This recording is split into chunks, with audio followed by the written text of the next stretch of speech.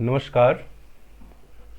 होली के ढेर सारे रंग एग्ज़ाम टाइम एकेडमी के संग आपको होली की ढेर सारी शुभकामनाएं। देखिए, एग्ज़ाम टाइम एकेडमी आप जान रहे हैं कि TGT, PGT, GIC, LT, BPSC tyre 4, KBS और एनबीएस आने वाली ईएमआरएस को लेकर आपके साथ तैयारी कर रहा है और आपकी तैयारी करवा रहा है। ठीक है, क्यों? क्योंकि जितना टेंशन आपको है आपके एग्ज़ाम का, उतना ही टेंशन मुझे भी है कि जितने लोग मन से जुटे हुए हैं, मन से लगे हुए हैं, उन सब की एक सीट पक्की हो सके, ताकि आने वाली होली, इस वर्ष वाली होली तो बीत रही है, आने वाली होली जो है आपका सफलता का रंग लेकर आए। और सफलता का रंग जब चढ़ता है तो उसकी चमक बहुत बेहतरीन होती है। तो सफलता का रंग चढ़ाने के लिए निश्चित तौर पे आपकी ये वाली होली थोड़ी सी फीकी रहेगी। जितने लोगों का एग्ज़ाम लगा हुआ है अप्रैल में, वो सारे लोग अपने अपने रूम में बैठकर पढ़ाई कर रहे हैं और ये सोच रहे हैं कि इस बार निश्चित रूप से एक सीट ले लेंगे, ताकि अगली होली हम अपने परिवार के साथ, अपने दोस्तों यारों के साथ ज़बरदस्त ढंग से मनाएं और अपने पैसे के साथ, अपनी सैलरी के साथ। इस प्रोफेशन में इतना पैसा है कि आप अपनी ज़िंदगी को बहुत बेहतरीन ढंग से जी सकते हैं। बहुत हाई फाई तो नहीं, लेकिन एक स्थिति तक निश्चित रूप से ले जा सकते हैं, और मान सम्मान के साथ। कोई भी चोरी नहीं, कोई भी बेईमानी नहीं।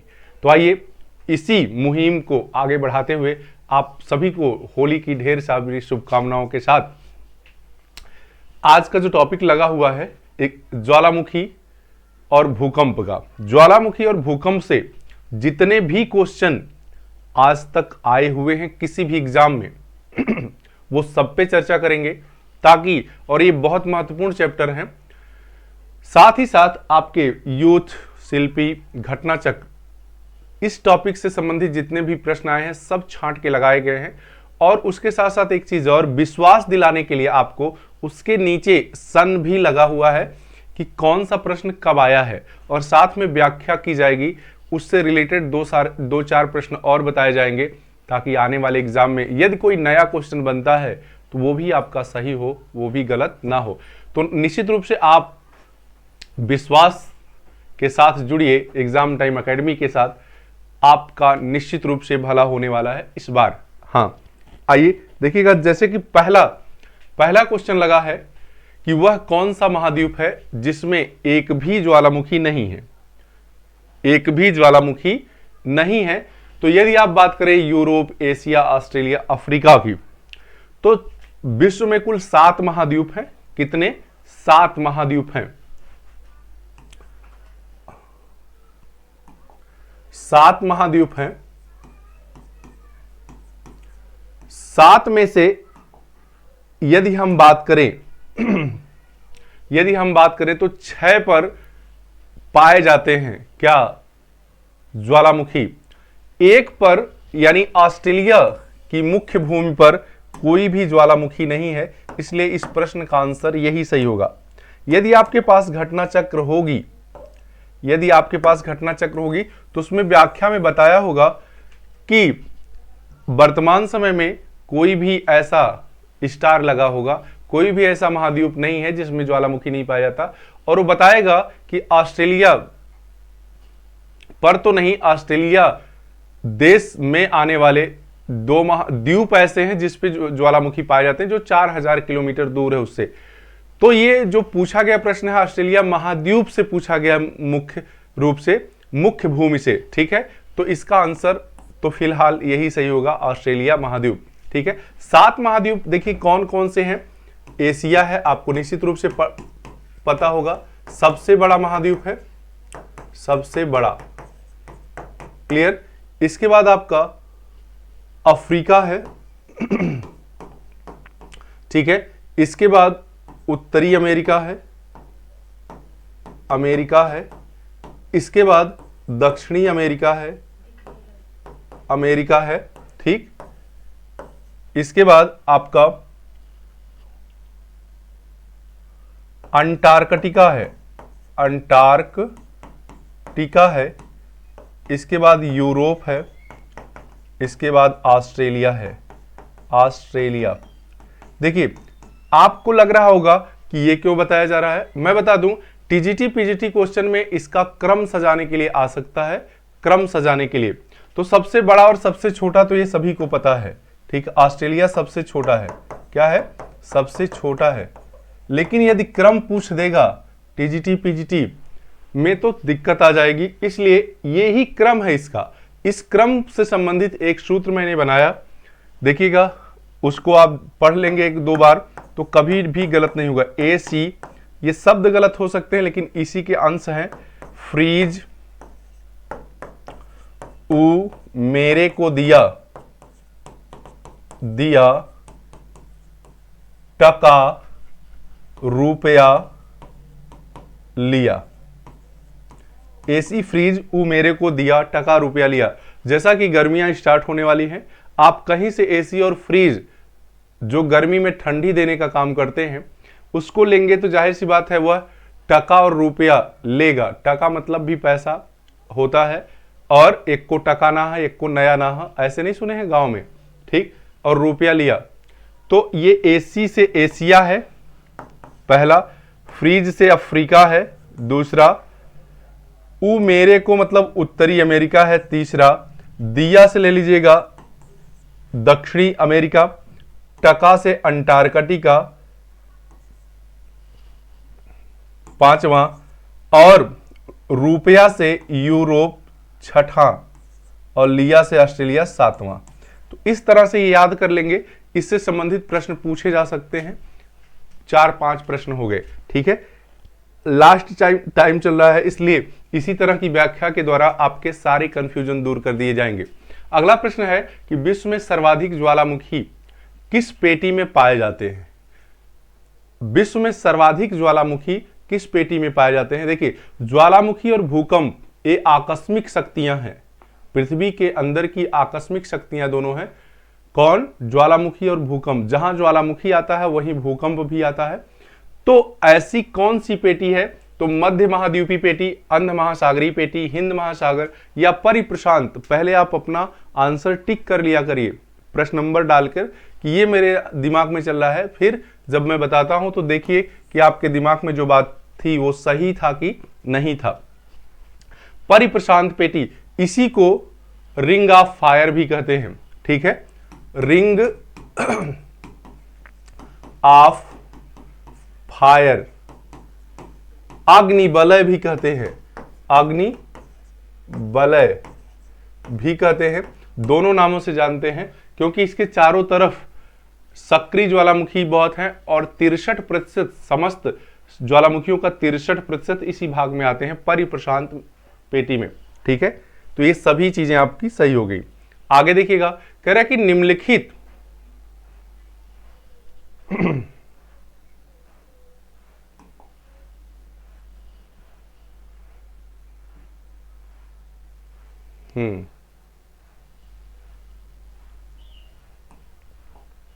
कह रहा है कि निम्नलिखित में से कौन ज्वालामुखी का एक प्रकार नहीं है।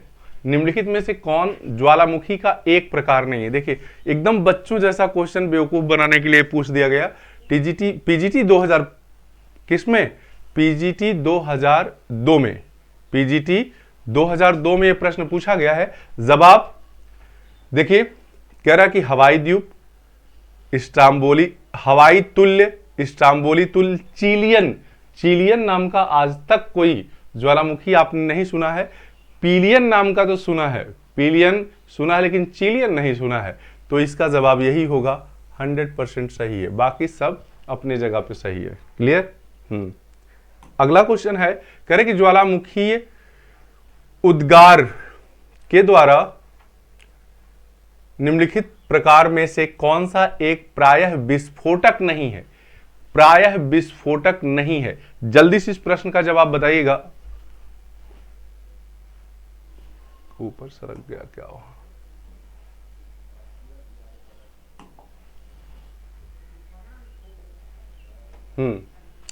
कौन सा नहीं है प्रश्न नंबर चौथे का जवाब आप जल्दी से दीजिए। पीलियन, स्ट्राम्बोलियन, हवाइयन या बल्केनियन, जल्दी से बताइएगा। प्रश्न नंबर 4। देखिए, यदि अगर बात करें तो इसमें से हवाइयन जो ज्वालामुखी है यह विस्फोटक नहीं है, इसका लावा मैग्मा बहुत तरल पदार्थ का होता है, ये दरारों से सीधे निकलकर प्रवाहित होता है। ठीक है, जो गाढ़े लावे वाले होते हैं वो विस्फोटक होते हैं क्योंकि निकल नहीं पाते तो फूट जाता है। जो तरल पदार्थ जैसा लावा होता है वो आराम से दरारों से निकलता हुआ बाहर चला जाता है। तो हवाइयन ज्वालामुखी जो है वह विस्फोटक नहीं है, बाकी सभी क्या है, विस्फोटक है। आगे है, कह रहा है कि सर्वाधिक विनाशकारी ज्वालामुखी है, सर्वाधिक विनाशकारी ज्वालामुखी है, जल्दी से बताइएगा। क्वेश्चन नंबर 5, क्या विसुवियस है, स्ट्राम्बोली है, पीलियन है या हवाइयन है? क्वेश्चन नंबर 5 का जवाब तो आप जान लीजिए, पीलियन जो तुल्य है ज्वालामुखी ये सर्वाधिक विस्फोटक प्रकार का है, इसलिए सबसे अधिक विनाशकारी है। ठीक है, सर्वाधिक विस्फोटक होने के कारण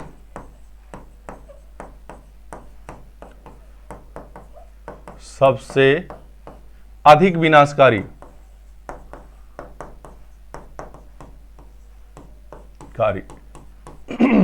क्लियर। अब आइएगा, अगला प्रश्न आपका है। देखिए, कह रहा है कि निम्नलिखित में से कौन सा युग्म सुमेलित नहीं है, निम्नलिखित में से कौन सा युग्म सुमेलित नहीं है? स्ट्राम्बोलियन ज्वालामुखी, सिसली, वल्केनियन ज्वालामुखी, लिपारी, पीलियन ज्वालामुखी, हवाई द्वीप, विसुवियस, इटली। जल्दी से इस प्रश्न का जवाब दीजिएगा। ये स्थानों के नाम पूछे हैं। क्या पूछा है? स्थानों के नाम। प्रश्न नंबर 6 का जवाब। प्रश्न नंबर 6 का जवाब देखिएगा, स्ट्राम्बोलिन ज्वालामुखी सिसली पे तो सही है, इटली के सिसली द्वीप पर, और बल्केनियन ये भी लिपारी द्वीप पर है, ये भी सही है। पीलियन जो आपका है ये हवाई द्वीप पर नहीं है, किस द्वीप पर है? मार्टिन द्वीप पर है। किस द्वीप पर है? मार्टिन द्वीप पर है, तो ये जान लीजिएगा, मार्टिन द्वीप। बाकी विसुवियस इटली में है, ये भी सही है। हवाइयन द्वीप पर पीलियन नहीं है, ये कहां है? मार्टिन द्वीप पर है, मार्टिन द्वीप। क्लियर। आगे बढ़िए, अगला क्वेश्चन है कि निम्नलिखित युग्म में से कौन सा युग्म सही सुमेलित नहीं है? सही सुमेलित नहीं है, आपको याद हो जाएंगे सारे, ध्यान देने की जरूरत है। देखिए पढ़िए, विसुवियस इटली में है, ये तो सही है। क्या है? इटली में है, ये तो सही है। कोटापैक्सी इक्वाडोर में है, ये भी सही है। ठीक। इरेबस, माउंट इरेबस, यही गलत है। कमेंट करके बताइएगा ये कहां है, माउंट इरेबस। ठीक है। मोनालोवा हवाई द्वीप पर है, ये भी सही है। ठीक है, तो यही युग्म जो है ये सही नहीं है। ठीक है, जल्दी से बताइए कि ये है कहां? Mount Erebus. माउंट इरेबस की बात अगर मैं करूं तो ये अंटार्कटिका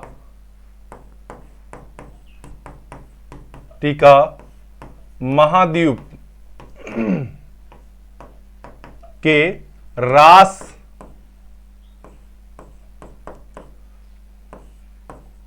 द्वीप पर है। ठीक है, कहां है? रास द्वीप पर माउंट इरेबस एक सक्रिय ज्वालामुखी है। क्लियर हो गया? आगे है, कह रहा है कि जब ज्वालामुखी मुख का विस्तार अत्यधिक हो जाता है तो उसे क्या कहते हैं? जब ज्वालामुखी के मुख का विस्तार अत्यधिक हो जाता है, बढ़ जाता है, तो उसे क्या कहते हैं? ज्वालामुखी शंकु कहते हैं, काल्डेरा कहते हैं, ज्वालामुखी गर्म कहते हैं, इनमें से कोई नहीं। तो देखिएगा इसे कहेंगे काल्डेरा। क्या कहेंगे?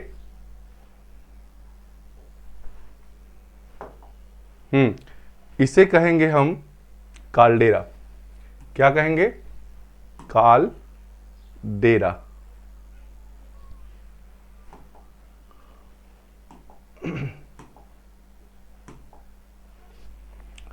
काल्डेरा कहते हैं। क्या कहते हैं? काल्डेरा। अब मैं देखिए, यह जैसे ये धरातल आपका, ये कोई ज्वालामुखी यहां से विस्फोट हुआ है, ये कोई ज्वालामुखी यहां से विस्फोट हुआ है। ज्वालामुखी होता क्या है पहले जान लीजिए, कि पृथ्वी पर एक ऐसा छिद्र जिसमें से गर्म एवं तप्त मैग्मा निकल रहा हो, ठीक, निकलता हो या निकल रहा हो या निकल चुका हो। समझ में आई बात? यही मैग्मा पृथ्वी के धरातल पर आता है तो उसे लावा कहते हैं। क्या कहते हैं? लावा। के साथ साथ जलवाष्प एवं क्या गैस, जलवाष्प एवं धुआं, ये सारी चीज, और कंकड़ पत्थर भी, ये सारी चीज निकलकर बाहर आती हो, उसे हम ज्वालामुखी कहते हैं। ज्वालामुखी, क्योंकि ये दूर से दिखने पर आग की तरह लगता है, जलता हुआ, इसलिए इसका नाम क्या है? ज्वालामुखी। इसको पृथ्वी का सेफ्टी वाल्व भी कहते हैं। क्या करते हैं? पृथ्वी का सेफ्टी वाल्व। ये ज्वालामुखी, ये क्या है? ज्वालामुखी है। और यही मुख जब विस्फोट होते होते बड़ा हो जाता है तो इसको पहले क्रेटर कहते हैं, और बड़ा हो जाता है तो काल्डेरा कहते हैं। क्या कहते हैं? काल्डेरा। ठीक है। और इसी क्रेटर में यदि पानी भर जाता है तो उसे हम क्या कहते हैं? क्रेटर झील कहते हैं। क्रेटर झील। तो क्रेटर झील का निर्माण ज्वालामुखी क्रिया से होता है। ज्वालामुखी क्रिया से होता है। समझ में आई बात? हाँ, देखिए ये पिघला हुआ पदार्थ मैग्मा, और जमने के बाद क्या होता है? लावा होता है। लावा।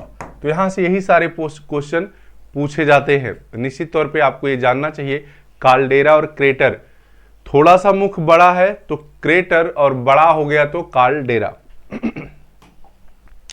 आगे है, आगे कह रहा है कि ज्वालामुखी के उद्गार के समय मोड़कर, ज्वालामुखी उद्गार के समय मोड़कर पर्वतों के अपनति तथा अभिनति लावा का जमाव हो जाता है। इस प्रकार बने आग्नेय शैल को क्या कहते हैं? अब इस बात को समझिए, जैसे ज्वालामुखी विस्फोट हुआ, उससे जो लावा निकल रहा है, उसका जमाव ऐसे हो जा रहा है, ऐसे। ठीक है। अपनत, ये अपनति कहलाता है, अपनति, और ये अभिनति कहलाता है, अभिनति। ये लहर के रूप में अगर जम जाए, किसके रूप में? लहर के रूप में जम जाए, कल ही बताया गया, तो इसे क्या कहते हैं? लैकोलिथ, लैपोलिथ, बैथोलिथ या फैकोलिथ। तो जो लहरनुमा जमता है इसे हम फैकोलिथ कहते हैं। क्या कहते हैं? फैकोलिथ। बहुत बार प्रश्न पूछा गया है, आप जानिएगा इसके बाद। ठीक है। आपको कल ही बताया गया, ऐसे जमेगा गोद की तरह तो इसको लैपोलिथ कहेंगे, लैपोलिथ। ये सब मध्यवर्ती चट्टानों के स्वरूप हैं।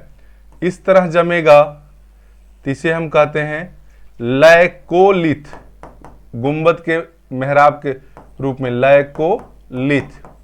यदि यही दोनों साथ मिल जाते हैं, ऐसे ऐसे हो जाता है लहर के नुमा, तो इसको कहते हैं फैकोलिथ, लिथ। और जो धरातल के बहुत अंदर पाताल में जम जाता है ऐसे ढेर के नुमा, पाताल में मतलब बहुत गहराई में, तो इसको कहते हैं हम बैथोलिथ। क्या कहते हैं? बैथोलिथ। तो इस तरह से जितने भी क्वेश्चन आपको पूछे जाएंगे आप उसका आंसर लगा देंगे। आगे जो आपको क्या लग रहा है, कठिन लग रहा है, या जिसकी व्याख्या आप आज तक नहीं सुने थे, जिस तरह के प्रश्न को आप नहीं हल किए थे, उसको जरूर नोट करते जाइए, क्योंकि कमियों पर सुधार ही आपको विजय दिलाएगी, आपको एक सीट दिलाएगी। जब तक आप अपनी कमी पर सुधार नहीं करेंगे, निश्चित तौर पे पढ़ते रहेंगे उसी तरह से पूरी किताब, कुछ भी होने वाला नहीं है, आप ये जान लीजिएगा। ठीक, बहुत सारे यूट्यूब पर चैनल हैं, पढ़ा रहे हैं, बहुत सारी चीजें आ रही हैं, लेकिन सिलेक्शन तभी आपका होगा जब आप अपनी कमी पर काम करेंगे। क्योंकि एक सीट पर एक दिन सबसे पहली वीडियो जो मेरी गई है जनवरी से, आपको पता है कि जनवरी से ये चैनल स्टार्ट है, पहली वीडियो रणनीति की गई है। उस वीडियो को आप लोगों ने बहुत ज़्यादा सपोर्ट दिया है, तो उसको अगर आप कोई नहीं देखा तो ज़रूर देखिए कि एक सीट पर कितने लोग हैं, तो आपको कितना तैयार होना चाहिए। और किसी का नोट नहीं, अपना खुद का नोट बनाइए, क्योंकि हर व्यक्ति की अपनी परेशानियां हैं, अपनी कमियां हैं। आप अपना खुद का नोट बनाएंगे तो नींद नहीं आएगी ना। हाँ, कह रहा है कि ज्वालामुखी से निर्मित लहरदार आकृति को कहते हैं। फिर वही प्रश्न है, तो देखिएगा फैकोलित कहेंगे। क्या कहेंगे? फैकोलित। आगे कह रहा है कि मोना लोआ एक सक्रिय ज्वालामुखी है। इसको भी अभी आप पढ़ चुके हैं। हवाई द्वीप, इटली, अलास्का, जापान। तो मोना लोआ कहां है? हवाई द्वीप पर है। मोना लोआ कहां है? हवाई द्वीप पर है। हाँ, आगे विश्व का सर्वोच्च शांत ज्वालामुखी। देखिएगा, विश्व का सर्वोच्च शांत ज्वालामुखी, ये ज्यादा ऊपर प्रश्न चला गया है, इसको मैं थोड़ा सा नीचे कर देता हूं, ये ठीक है। देखिए विश्व का सर्वोच्च शांत ज्वालामुखी, आपसे दो क्वेश्चन पूछे जाते हैं। एक होता है विश्व का सर्वोच्च शांत ज्वालामुखी, सर्वोच्च शांत, तो इसका आंसर इसमें से लगा दीजिए एकांकागुआ। क्या? एकांकागुआ। ये है कहां? ये भी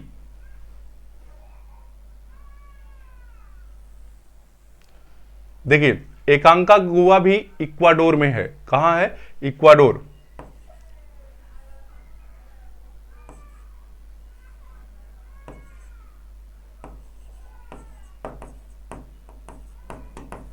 और जो सबसे ज्यादा सक्रिय है, विश्व का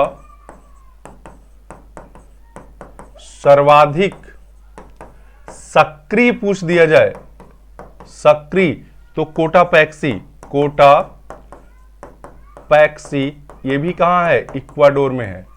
इक्वाडोर। ये सब दक्षिणी अमेरिका महाद्वीप के क्या हैं? दक्षिणी अमेरिका महाद्वीप के ज्वालामुखी हैं। ठीक, अब देखिए एटना पूछा गया। फ्यूजियामा कहां है? जापान में है। जापान। क्राकाटोआ कहां है? इंडोनेशिया में। इंडोनेशिया। इसी तरह से आप बार बार जब देखेंगे वीडियो को तो आपको खुद ही याद हो जाएगा। एटना कहां? इटली में। इटली। क्लियर?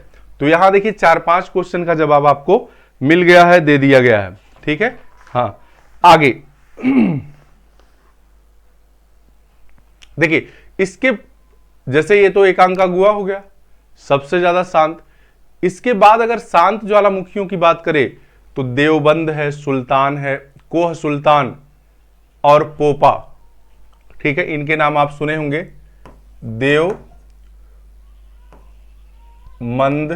देवबंद, कोह सुल्तान, पोपा, ये सभी भी कहां है? शांत ज्वालामुखी हैं। शांत ज्वालामुखी कहां के हैं? ये भी आपको जानना है। ये भी आपको जानना है, क्योंकि कुछ भी प्रश्न पूछा जा सकता है। तो आप जल्दी से बताइएगा।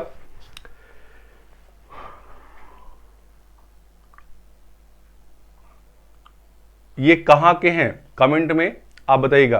पोपा कहां का है, देवबंद कहां का है और कोह सुल्तान कहां का? आसान क्वेश्चन है। आगे कह रहा है कि अगर पृथ्वी एक ही प्रकार की घनत्व वाली चट्टानों से निर्मित एक ठोस भाग होती तो क्या होता? भूकंपी लहरें आसमान गत से पृथ्वी के कोर तक एक सीधी रेखा में पहुंचती। जब एक ही प्रकार की चट्टान है तो आसमान कैसे पहुंचेंगी? समान पहुंचती। कह रहा है कि भूकंपी लहरें समान गति से पृथ्वी के कोर तक एक सीधी रेखा में पहुंचती। भूकंपी लहरें आसमान, आसमान वाला तो कोई भी नहीं सही होगा। आसमान जहां जहां ये सब गलत होगा। ठीक है, और इसमें समान तो दिया लेकिन वक्राकार दिया है, तो ये भी नहीं। जब चट्टान ही एक तरह की होंगी ठीक, तो क्यों कोई दिक्कत आएगी? तो सबसे सटीक आंसर इसका क्या है? बी। कॉन्सेप्ट आपको समझ में आ गया। क्योंकि पृथ्वी का अंतरतम क्रस्ट, मेंटल और कोर 3 भागों में जो बांटा गया है वो 3 तरह का है। इसीलिए भूकंपी जो लहरें हैं, पी वेव्स, यल वेव्स और यस वेव्स, पी, यस और यल, ठीक है, तीनों का अलग अलग स्वरूप है। पी जानते हैं आप, प्राथमिक कहते हैं, प्राइमरी लहर सबसे पहले ये पहुंचती है क्योंकि इसकी गति तेज होती है, ठीक है। यह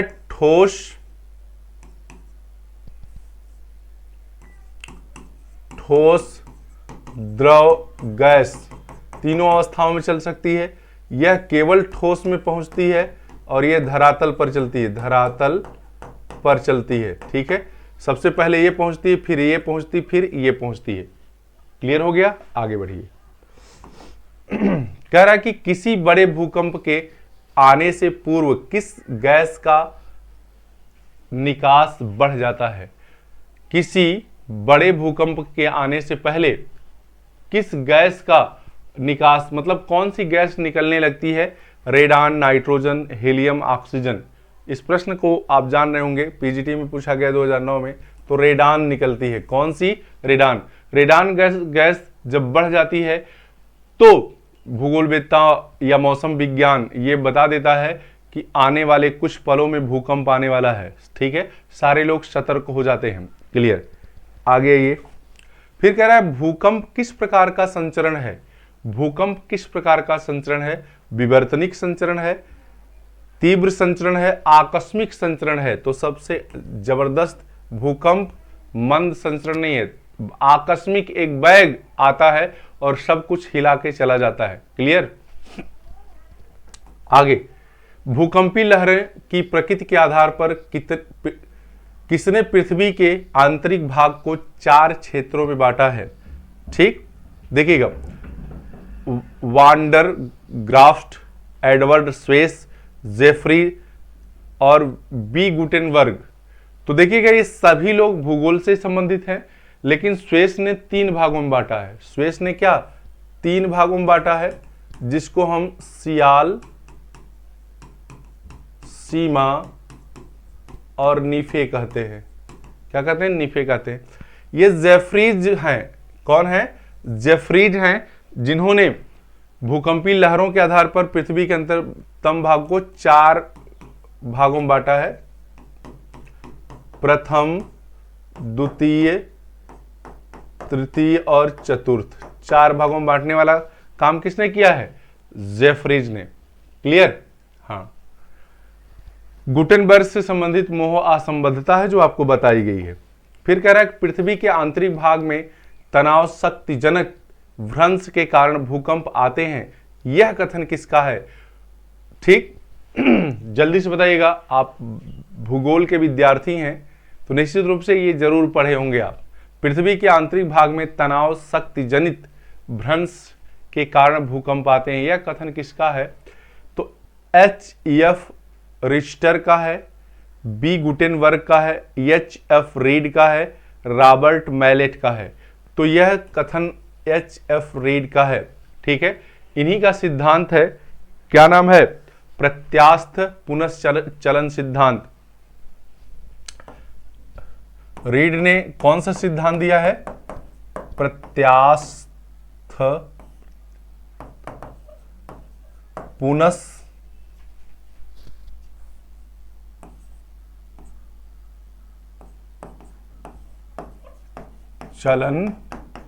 सिद्धांत। प्रत्यास्थ पुनश्चलन सिद्धांत, इसी में ये वक्तव्य इन्होंने कहा है। प्रत्यास्थ पुनश्चलन सिद्धांत भी पूछ देगा तो आप क्या करेंगे? सही करेंगे। H.F. रीड्स।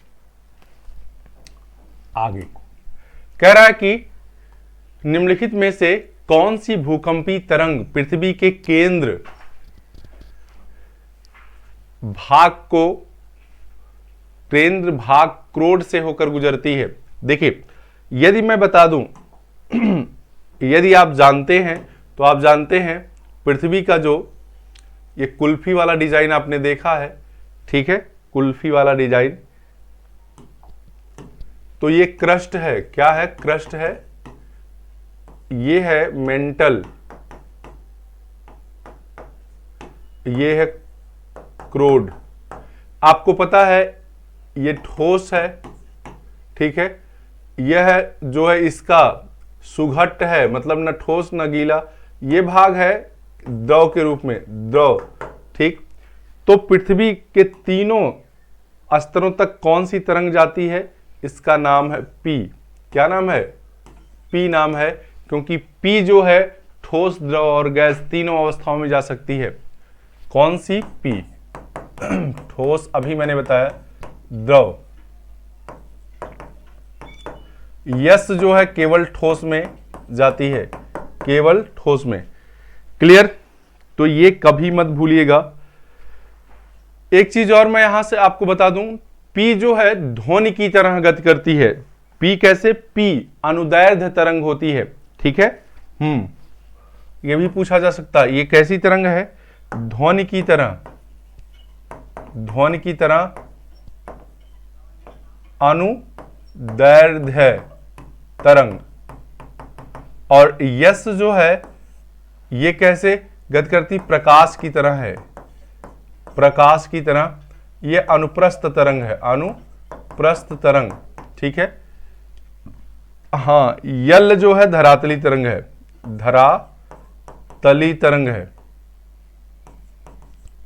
सबसे तेज यह है, उसके बाद यह है, सबसे कम तेज यल है, लेकिन सबसे ज्यादा विनाशकारी की अगर बात करता है तो वो यल होती है। क्यों, क्योंकि जो विनाश का कॉन्सेप्ट है वो कहां से है, पृथ्वी के धरातल से है, ऊपर से है। ऊपर जो कुछ निर्मित है वो टूट फूट जाएगा तो हम कहते हैं विनाश। अंदर क्या हो रहा है कौन जानता है। ये जिग जैग चलती, आड़ी तिरछी, इसलिए उखाड़ फेंकती है जो कुछ भी आता है साथ। फिर कह रहा है भूकंप के उद्गम केंद्र में कौन सी भूकंपी तरंग पहुंच जाती है। उद्गम केंद्र मतलब, उद्गम केंद्र मतलब अंदर की बात कर रहा है। कौन सी तरंग पहुंचती, तो वही कौन सी पहुंचेगी, पी। कौन सी पहुंचेगी, पी। अंदर की बात जब करे तो पी की बात कर रहा है, जान लीजिए। फिर कह रहा है प्राथमिक भूकंपीय तरंगों की गति होती है। तो प्राथमिक भूकंपों की तरंग की गति यानी पी की तरंग की गति पूछ रहा है। तो पी की जो तरंग गति है वो 8 से 14 किलोमीटर प्रति सेकेंड होती है, 8 से 14। क्लियर हो गया। और देखिएगा ये यस जो है ये 4 किलोमीटर प्रति सेकेंड होती है, और यल जो है 2 से 3 होती है, 2 से 3 किलोमीटर प्रति सेकेंड। यानी सबसे स्लो कौन सी है, यल है, ठीक है। सबसे स्लो कौन सी है, यल है। ये भी प्रश्न पूछे गए हैं, आप नोट करिएगा जो कुछ भी नहीं आए। पी पी पी की आवाज यानी ध्वनि की तरह चलती है, अनुदैर्ध्य चलती। यस यस प्रकाश की तरह चलती है यानी अनुप्रस्थ चलती है, क्षैतिज, ठीक। आगे करक निम्नलिखित में सर्वाधिक भूकंप किस क्षेत्र में आते हैं। वही भूकंप सबसे अधिक आते हैं जहां पर ज्वालामुखी अधिक आता है, ठीक है। तो देखिएगा इसमें कहीं परिप्रशांत, हाँ परिप्रशांत मेखला कह रहा है, यही सबसे सही है, बाकी सब में उतना नहीं आता। आगे कह रहा है कि परिप्रशांत महासागरीय पेटी वितरण से संबंधित है, गर्म महासागरीय धाराओं से। 9 यूरोपीय उपनिवेशीकरण से नहीं, किससे, भूकंप से संबंधित है और ज्वालामुखी से संबंधित है, ज्वालामुखी, ठीक है। भूकंप और ज्वालामुखी से संबंधित है, परिप्रशांत। आगे देखिएगा कह रहा है कि रिंग ऑफ फायर किस पेटी से संबंधित है। मैंने अभी आपको बताया, रिंग ऑफ फायर कह दे या अग्निवलय कह दे या आग की अंगूठी कह दे, ठीक है, सब प्रशांत महासागरीय पेटी से संबंधित है, ठीक है। अग्निवलय, आग की अंगूठी, अंगूठी सब किससे संबंधित है, तो ये है परिप्रशांत मेखला। अगला देखिएगा कह रहा है कि रिंग ऑफ फायर कहाँ स्थित है? फिर वही प्रश्न है, तो प्रशांत महासागर के चारों ओर, प्रशांत महासागर के चारों ओर, यानी कि महत्वपूर्ण चीज है, किसी भी रूप में पूछा जा सकता है। आगे देखिएगा, करेक्ट, सागर में भूकंपी लहरें किस नाम से जानी जाती हैं? सागर में भूकंपी लहरें, देखिए सागर या महासागर में यही भूकंपी लहरें अगर आती हैं तो उसे हम सुनामी कहते हैं। क्या कहते हैं? सुनामी कहते हैं। ये जापानी शब्द है। कैसा शब्द है? जापानी शब्द है। जब भूकंप के कारण सागर और महासागर की लहरें ऊंचे ऊंचे, क्या, ऊंचे ऊंचे रूपों में उठ उठ कर धरातल पर आती हैं तो उसे हम सुनामी कहते हैं। क्या कहते हैं? सुनामी। और जब सूर्य और चंद्रमा के आकर्षण शक्ति के कारण आती हैं तो उसे हम ज्वार और भाटा कहते हैं। क्या कहते हैं? ज्वार। दोनों में डिफरेंट है। आगे है कि सुनामी क्या है? ज्वारीय तरंगे हैं, भूकंप द्वारा उत्पन्न तरंगे हैं। अभी स्पष्ट किया गया, भूकंप द्वारा उत्पन्न तरंगे हैं। आगे, सुनामी लहरें अधिक सक्रिय रहती हैं। देखिएगा, ये कंफ्यूजन वाला क्वेश्चन है।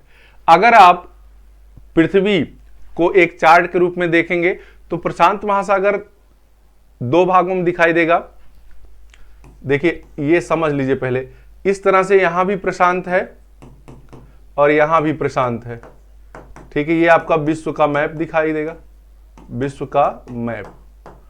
लेकिन इस आधार पर यह प्रश्न नहीं है। ऐसे तो देखेंगे ये पश्चिम है, ये पूरब है, ठीक है। लेकिन यदि हम प्रशांत महासागर को देख लें, प्रशांत महासागर को देख लें तो इसका तुरंत उल्टा हो जाएगा। अब ये पश्चिम हो जाएगा, ये पूरब हो जाएगा। क्लियर? ये पश्चिम हो जाएगा, ये पूरब।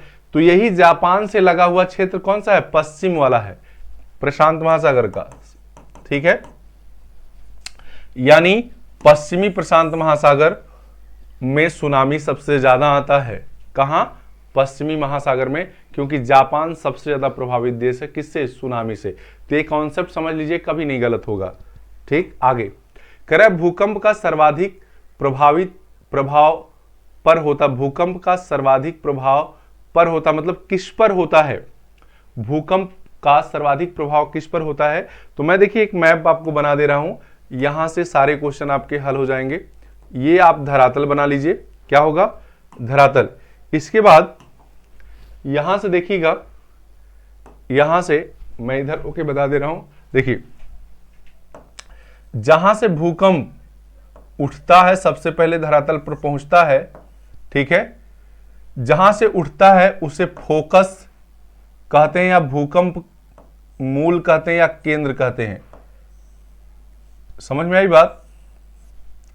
और जहां धरातल पर सबसे पहले जाकर टकराता है उसे हम अधिकेंद्र कहते हैं। क्या कहते हैं? अधिकेंद्र कहते हैं, या एपी सेंटर कहते हैं। AP centre. सबसे पहले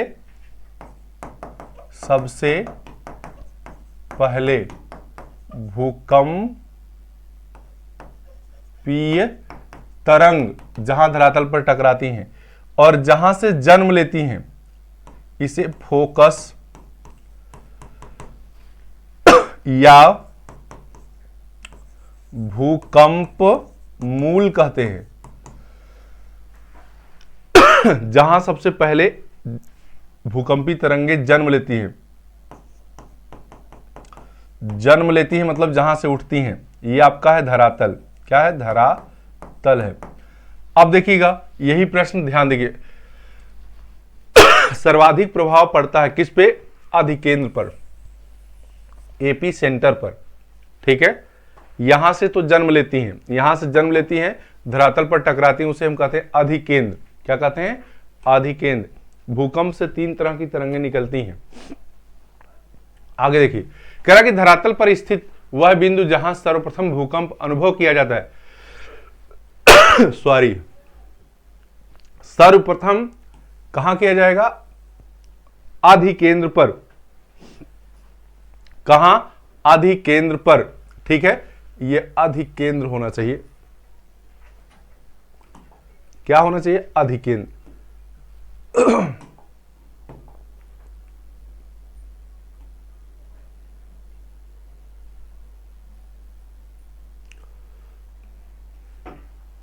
देखिए मैं बना देता हूं, टाइपिंग एरर है ये, अधिकेंद्र।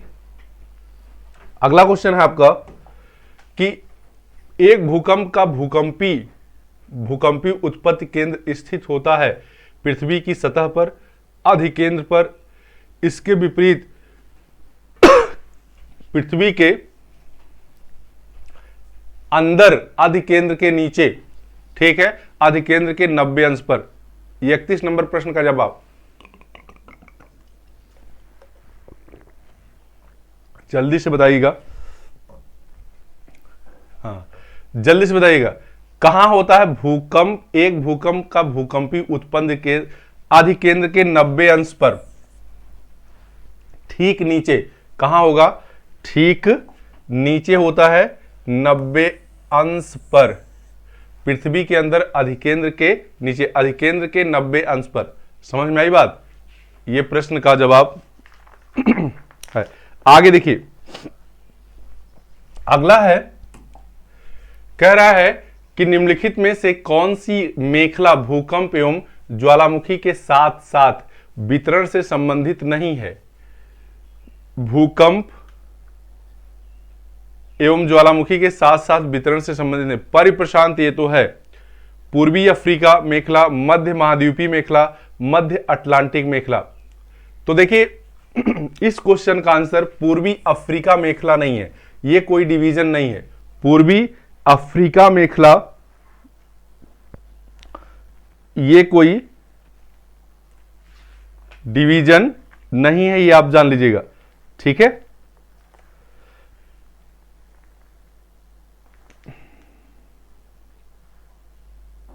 ठीक, पूर्वी अफ्रीका मेखला ये कोई डिवीजन नहीं है, बाकी सब बंटवारा हुआ है। आगे है कि भूकंप की प्रबलता मापी जाती है। भूकंप की प्रबलता कैसे मापी जाती है? एनीमोमीटर से नहीं, वर्नियर मापनी से नहीं, प्लेनोमीटर से नहीं, रिक्टर मापनी से। भूकंप की तीव्रता को मापने के पैमाने हैं, रिक्टर स्केल है। देखिए इसके साथ साथ मर्केली भी है, मर्केली स्केल भी है, मर्केली स्केल भी है। और जान लीजिए एक और क्या माप सकता है? राक्षवी, राक्षवी भी माप सकता है, लेकिन ये दोनों सबसे चर्चा में है, ये दोनों सबसे चर्चा में है। देखिएगा जो रिक्टर मापनी है इसमें 0 से लेकर 9 तक बने रहते हैं पाठ्यांक, और प्रत्येक स्तर पर 1 2 3 4 ऐसे बने रहते हैं, और एक से दूसरे पर जाने पर 10 गुना वृद्धि होती है। कितनी? 10 गुना। इस तरह से 5 से 6 तक पहुंचते पहुंचते भूकंप प्रलयंकारी हो जाता है। क्या हो जाता है? प्रलयंकारी हो जाता है। तो ये आप जानिए, पिछली बार पूछा था और मर्केली दोनों, मर्केली और रिक्टर दोनों दे दिया था, लेकिन आंसर जब आया तो केवल रिक्टर सही किया था, जबकि बोथ होना चाहिए था। दोनों क्या? बोथ होना चाहिए था। तो कभी कभी गलतियां कर देते हैं लोग जांचने में। आगे कह रहा है कि निम्नलिखित में से किसे रिक्टर मापनी पर मापा जाता है? तो भूकंप की तीव्रता को। आसान प्रश्न है, कभी इधर से पूछा जाएगा, कभी उधर से पूछा जाएगा। कह रहा है भारत में सर्वाधिक भूकंप संभावित क्षेत्र कौन सा है? अरावली, हिमालय, सिंधु, समुद्री। तो देखिएगा जो नवीन वलित पर्वत है, नवीन वलित पर्वत वो हिमालय है, इसलिए हिमालय सबसे ज्यादा भूकंप प्रभावित क्षेत्र है। इसे कितने जोन में रखा गया है? इसे चौथे जोन में रखा गया है, चौथे जोन में रखा गया है। पूरे भारत को 4 जोनों में बांटा गया है। कितने जोनों में? 4 जोनों में बांटा गया है। पहले 5 था, तो एक ऊपर वाला समाप्त कर दिया गया है। तो अगर उस हिसाब से देखेंगे तो 5वां जोन हो जाएगा। कौन सा? 5वां। ऊपर वाला समाप्त कर दिया गया है, दूसरा, तीसरा और चौथा, 5वां बचा है, ठीक है। 4 जोन, भारत को 4 भूकंपीय जोन में बांटा गया है। सर्वाधिक भूकंप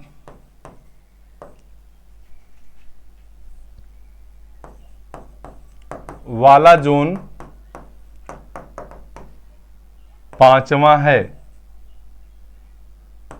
पांचवा हिमालय। अब आप कहेंगे कि पांचवा कैसे हो सकता है, क्योंकि पहला तो खत्म कर दिया गया, इसलिए 4 बचे हैं। अब शुरू में 5 जोन में बांटा गया तो ये क्लियर हो जाएगा। ठीक, अब देखिएगा, तो इस तरह से ये लास्ट क्वेश्चन था। ये वीडियो आपको कैसी लगी है ये कमेंट जरूर करिए। कमेंट आप लोग नहीं करते हैं, देख कर चले जाते हैं। और सब्सक्राइब भी कर लीजिए, लाइक कर दीजिए, शेयर भी कर लीजिए। ठीक है, ये निश्चित रूप से आपके लिए महत्वपूर्ण क्लास है, बस केवल रिवीजन की जरूरत है। धन्यवाद सुनने के लिए। होली की ढेर सारी शुभकामनाओं के साथ लेते हैं विदा, फिर कल मुलाकात होगी आपसे। धन्यवाद।